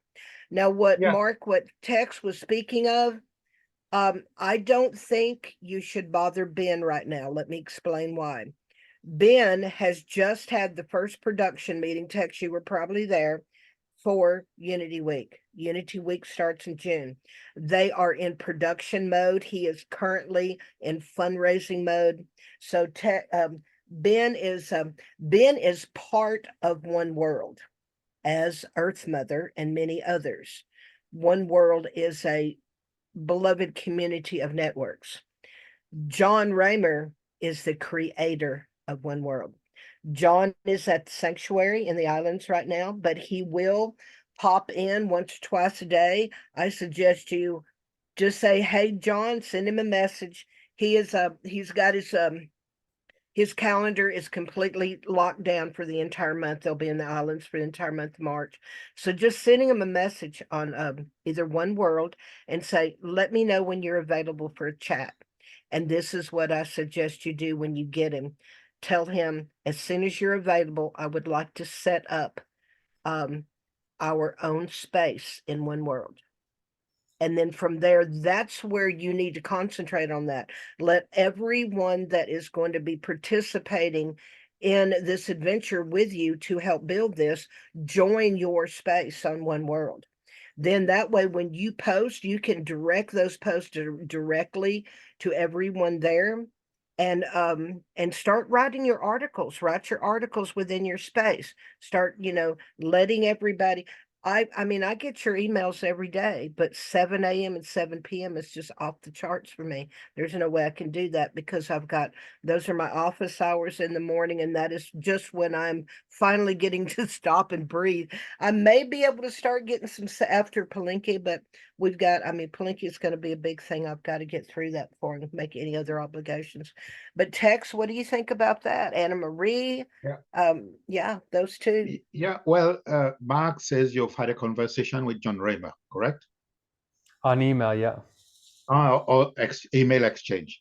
Okay, so as Shonda says, he's in Hawaii right now, but John is very open to engaging, because you see, like Shonda, Jane Young, for example, she's very new. She came into the Right. network only recently through a symposium.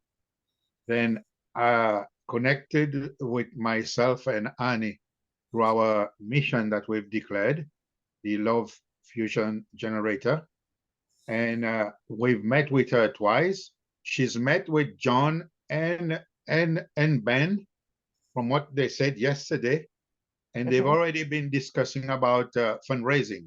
Like Jane seems to be a fundraiser. She was executive director for several synagogues at some point.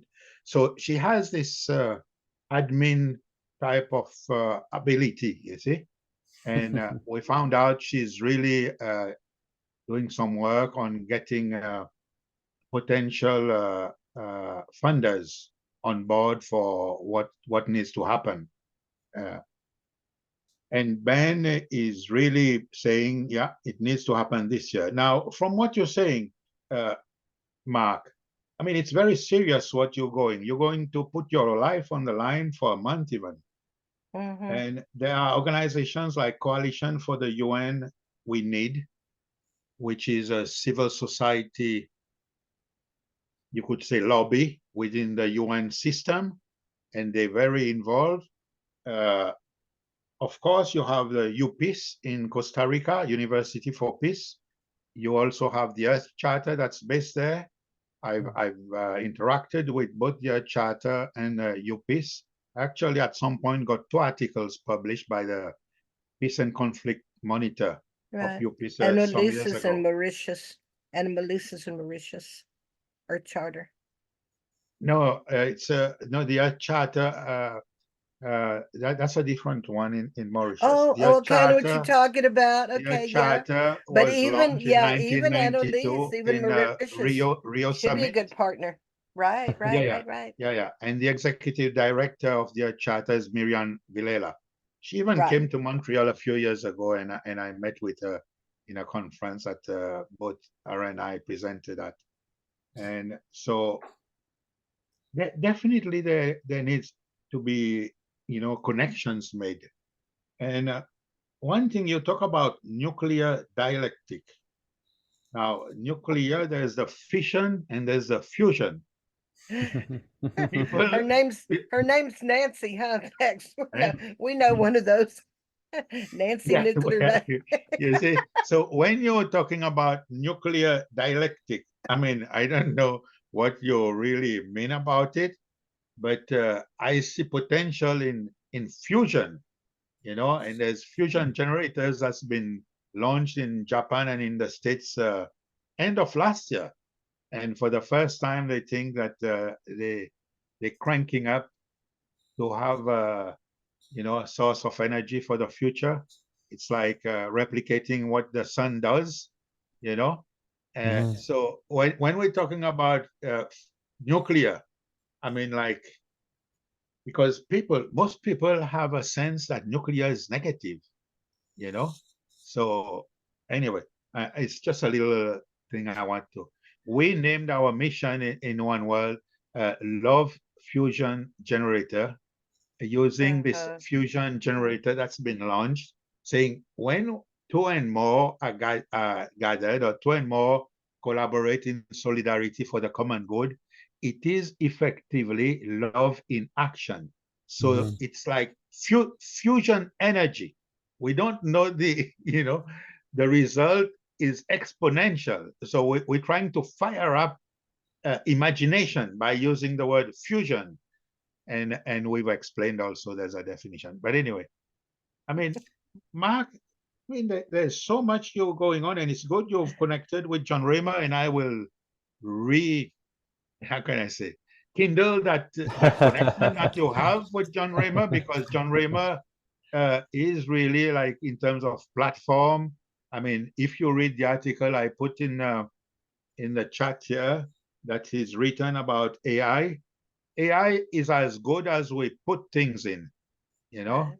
and so we make it, we need to make it what we want it to become: compassionate.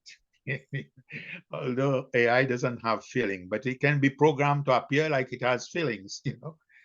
So Right. amazing, Absolutely. amazing. But I And by did the not. way, I would I like was Lynn's told got. to be here right now, so I yeah, we'll know, let Lynn. Tex. We'll I'm let so Lynn see it. happy you are. And I would like to, we're going to move on to Lynn in a second here, but I would like to formally introduce Tex.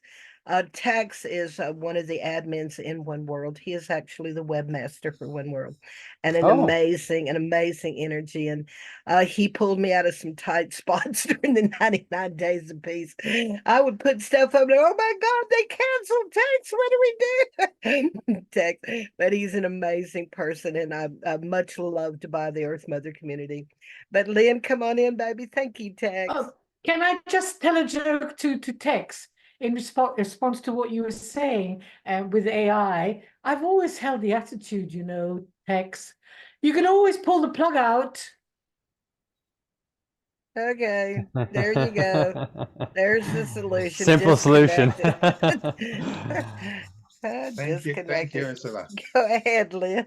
we don't actually have to do anything. I think that's what we need to remember as well, because I keep hearing people under pressure because this is happening, that's happening. And as an individual, we've got individual strength and choice. So I've found, that that's sort of coming into conversation now with people, to remind them that they've got a choice and they've got an individual strength. This isn't why I put my hand up. I'm just following on from what you've just said. I'm just coming. I can't quite get where I'm going with this, Mark, but I belong to a group which Shonda's aware of as well, called Scientific and Medical Network. Now, in there, have you heard of them?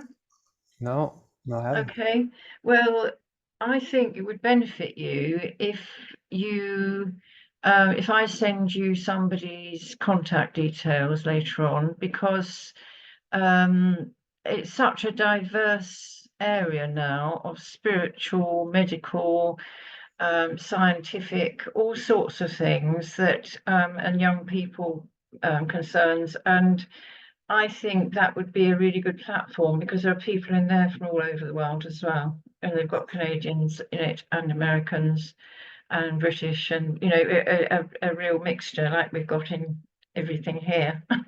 So I think I'll pass you those details, because one person in particular who I think would be a good person who could give you a slot to come and talk to everybody. And sometimes they get nearly 100 people on there. There's a Wednesday evening where we have a particularly good talk, and there's lots of other groups offered that, like there are with Humanity Rising and One World. Mm-hmm. Yes, I'm open 100%. And even with the Scientific Medical Network, I wonder if I know somebody in there. But if you can help me make the connections faster, whenever somebody gets a cold email, they almost never respond. If you So remember the name, you can let me know, because I can always sort of go through that direction as well. So I know a lot of them now. So, just, yeah. yeah, it'd be fantastic. And the other thing last night, Sean, I don't know if you remember, I'm sure Ben, if you're making contact with Ben, Mark, I'm sure Ben said he's still got 2 slots to fill for his special week. Do you remember him saying that? Or whether whether you think Mark might fit in there somewhere? Um, Sure. no, he didn't say anything about having spots open. They haven't He even had started 2 to book yet. slots left to fill, he said. That was at the beginning of the evening when he was just chatting. So, but anyway, Yeah. I'm just mentioning that for Mark, because then he can sort of see if there's Yeah, anything. they were taught they had the production meeting was right before the Unity Earth call, and they were talking about what that was remnants of they were still him and Becky were still they were talking about an event, not Unity Earth. Unity Earth hasn't even started to book Okay, yet. I know he Yeah. was trying to fill 2 slots somewhere. So yeah, okay. But Okay, no, thank you. Mark will definitely be in presentations in Unity Earth through Earth Mother. We'll Mm. try to get him into, and I wouldn't doubt that John and Becky bring him directly into room 1 for that, because they've he already worked with the main platform during MLK. So if we can't get him into the main platform, we'll bring him in through. We are the alternative. We're room 2 in One World. We're the second. Okay, we're the overflow room during Unity Week and Peace Week now. So we do regular well, you see what we're doing. We're here 5 days a week, but during Peace Week, the gathering is actually the overflow room for the main events now. And we just got to click hoops. Okay, I lost that. Let me see. Oh yeah, I was in the wrong place to let them in. We had to click into the waiting room there. Oh, it's Amanda coming back in. Okay. Yeah. So no, I mean Mark will definitely, he's already on my list for Unity Week. So and We also no, go ahead. Thank you, Lynn. Okay, thanks. Yeah, I was gonna say, I see your links in the chat text. I don't know if you have my email, but I'm wondering if you could email those, because it won't let me. Oh, I could try and save it. This client is malfunctioning. It won't let me use emoticons. I don't know if I it'll let me think download the chats. yeah, you need to upgrade your client. We talked about that last time I you were know. in it. There's a lot going on. I'm in two Yeah. lots. There's a lot going on, but I really want to follow up with these. But because it's such a cold call, if I could try and name drop and say, hey, this person sent me, and sometimes I get a response, but it might have to start being word of mouth a little bit more, because we really don't have a lot of time left. Like even saying, hey, we got a presentation in a month from now. Like if we have 6 months left, that's like 1/6 of the remaining time. We're talking almost like, that's why I'm having Ever Living meetings twice a day, is like getting people to realize how incredibly serious this is to really start thinking on month timelines and stop thinking on week timelines and start thinking on day timelines. And that's why I'm going on the hunger strikes, is to accelerate, and say all these amazing projects, if they're not doing universal logic, they're going to get into that language problem, which the United Nations is already in. Right, like I've talked to 2 people who've worked in the UN for like 20, 30 years, and they're frustrated. And they were the ones that told me about the multi-faith versus the interfaith. Decades of trying to get them to actually work together, and they're saying it's not going to happen. And I'm like, that's because we need universal logic. So I'm really concerned that as people become more and more desperate, or there's more and more like urgency, that they're going to be pulled away to these more fancy, sexy solutions and these more like flashy solutions, and not really doing this hard work, which is being avoided, which is why I think we're not solving the problem, is because we're doing the sort of like eye candy, the sort of like the fun stuff, or the limelight or something like that.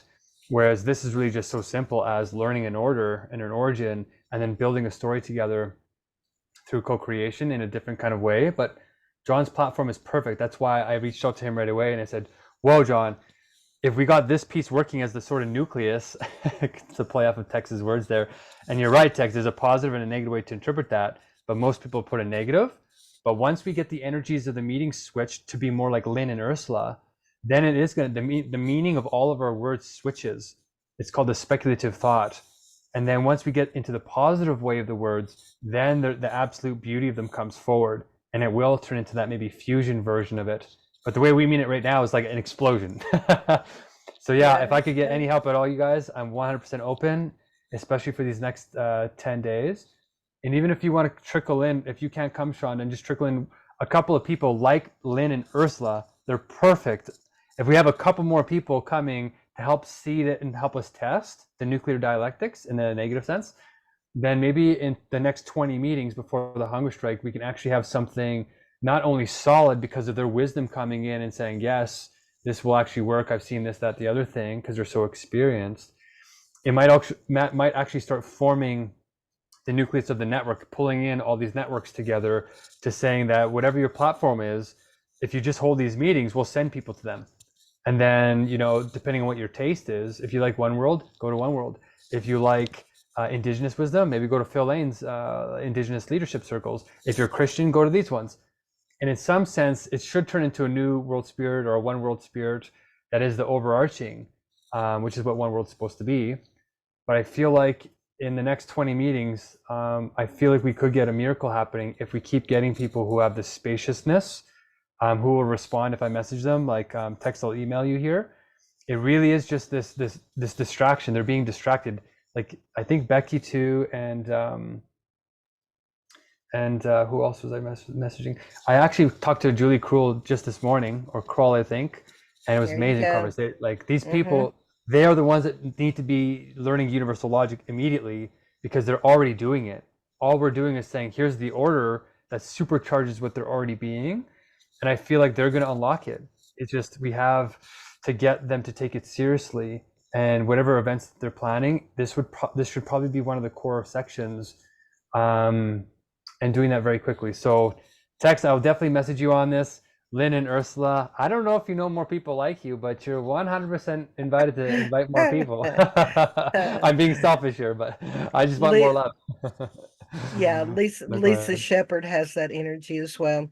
So we are at the top of the hour, and we do have a quick meeting before we go into the Plinky Council meeting.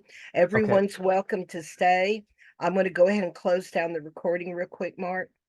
As tradition in the gathering, when we close the recording, we say thank you to the energy in the room.